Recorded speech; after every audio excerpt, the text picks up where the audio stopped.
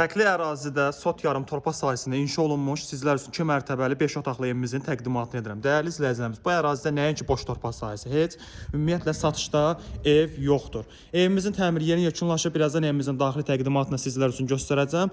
Çöl fasad hissəsi qabancıq daşlarla bəzədilib, həyətyan sahəsi kifayət qədər gördüyünüz kimi genişdir, ağac güləşmək üçün yeri. Gecə LED aydınlatmalarından istifadə olunub, pultla idarə olunan jariz qapısı və əlavə olaraq bir ədəd də əl qapısı var. Paket kupçalı bir evdir, ipotekaya tam olaraq yararlıdır. Keçid edək evimizin daxili təqdimatına.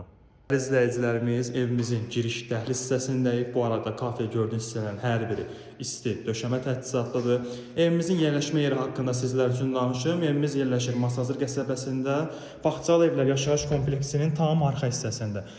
Ətrafında hər bir yaşayış obyekti ilə zəngin olan bir ərazidə, bir daha deyirəm, bugünkü gün satışda bu ərazidə boş torpaq sahəsi tapmaq belə çox çətindir. Evimizin qonaq otağında gördüyünüz kimi çil-çıraq asılıb, tavanda sport LED işıqlandırması. Keçid edirəm evimizin mətbəx hissəsinə.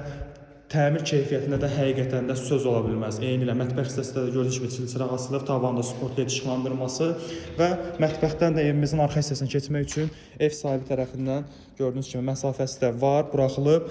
Birinci mərtəbəmizdə olan sanuzel hissəsi ilə sizləri yaxından tanış edeyim, sonra qalxaq evimizin ikinci mərtəbəsinə, dəyərli izləyicilərimiz. Birinci mərtəbəmizdə olan çox geniş sanuzel hissəsi. İzləyicilərimiz, pilləkənlərimiz də betonlandı. Bu arada isti pol təchizatlıdır. Qalxaq evimizin ikinci mərtəbəsinə. İzləyicilərimiz, evimizin ikinci mərtəbəsindəyik. İkinci mərtəbəmizdə isə ayrı-ayrılıqda 3 yataq otağından ibarət. İkinci mərtəbəmizdə eyvana çıxış üçün yer göstərəcəm. Burada yerləşir yataq otaqlarımızdan biri, dəyərli izləyicilərimiz. Burada ikinci yataq otağımız gördüyünüz kimi pəncərələrin qarşısı da kifayət qədər açıqdır. Və sonuncu, üçüncü yataq otağımız. Son olaraq da sanuzel hissəmizi göstəreyim. Keçid edək evimizin eyvan hissəsinə.